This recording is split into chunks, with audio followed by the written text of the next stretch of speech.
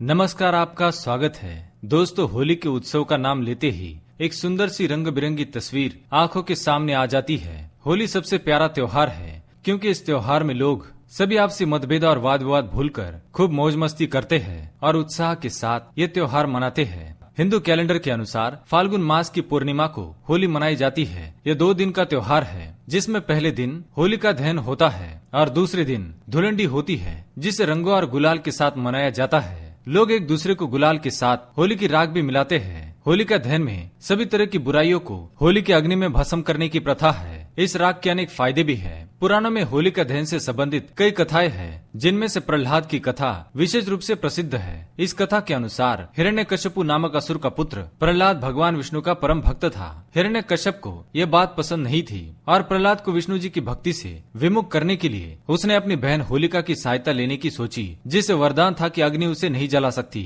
होलिका प्रहलाद को गोद में लेकर जलती हुई अग्नि में बैठ गई, परंतु भगवान विष्णु के आशीर्वाद से प्रहलाद को तो कुछ नहीं होता है, लेकिन होलिका जलकर राख हो जाती है। इसके अलावा बच्चों को परेशान करने वाली तथा भगवान श्री कृष्ण का वध करने के लिए आने वाली पूतना जैसी राक्षसियों का भी अग्नि में दहन किया जाने की भी कई कथाएं प्रचलित है। अतः मूल रूप से बुराई पर अच्छाई की जीत, यही इस त्योहार की व्याख्या और संदेश है। दोस्तों, होलिका दहन के दिन एरंडी के पेड़ की टहनी को होलिका दहन वाले स्थान पर गाड़ देते हैं और लकड़ियां, गोबर के कंडे, घास फूस इत्यादि का ढेर बनाकर उसे जलाया जाता है। लोग इस अग्नि के चारों ओर प्रदक्षिणा करते हैं और पूजा करते हैं। अग्नि में अन्य पूजन सामग्रियों के साथ विशेष रूप से नारियल का उपयोग किया जाता है। हल्दी, कुमकुम और चावल से होली का पूजन होता है। होली के चारों ओर रंगोली निकाली जाती है। भोग में विशेष रूप से मीठी रोटी चढ़ाई जाती है तथा प्रतीकात्मक रूप से होली की इस आग में सभी बुराइयों का दहन किया जाता है। दोस्तों, इस अग्नि से बनने वाली राख कोई मामूली राख नहीं होती है, बल्कि इस राख से ऐसे चमत्कार होते हैं जिसकी आप कल्पना भी नहीं कर सकते।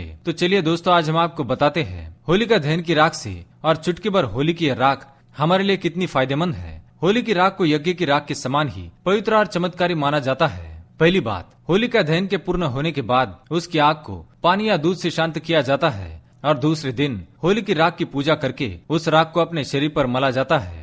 पानी गर्म करके नहाने से शरीर में गर्मी का प्रभाव कम होता है और त्वचा के रोग नहीं होते हैं। दूसरी बात, होलिका दहन की राख को घर के मुख्य द्वार पर चारों कोनों में थोड़ा थोड़ा छिड़क दे। इससे बुरी और नकारात्मक शक्तियों का घर में प्रवेश नहीं हो पाएगा। तीसरी बात, घर के अंदर भी जगह जगह पर इस चमत्कारिक राख की छोटी छोटी पोटलियां बनाकर रख दे। घर में हमेशा ही सकारात्मकता का वातावरण रहता है। चौथी बात, नजर उतारते समय राई और नमक के साथ होली की राख भी लेकर नजर उतारने से जल्दी ही बुरी बला से छुटकारा मिलता है। होली की राख से बुरी नजर और बुरी आत्माओं से बचाव होता है। पांचवी बात, होली की राख शरीर पर मली जाती है क्योंकि यह हमारे शरीर से सारे दूषित और नकारात्मक विचारों को शोष लेती है और हमें मानसिक तनाव से मुक्ति मिलती है। छठी बात, दोस्तों, घर में पैसे रखने के किसी भी स्थान पर जैसे तिजोरी, अलमारी या कपाट इत्यादि के पास एक लाल रंग के कपड़े में होली की राख को बांध कर रखने से धन में बरकत आती है और घर में सुख समृद्धि आती है। साथ ही अपने वॉलेट या पर्स में भी होली की राख को छोटी सी पुड़िया बनाकर रख ले।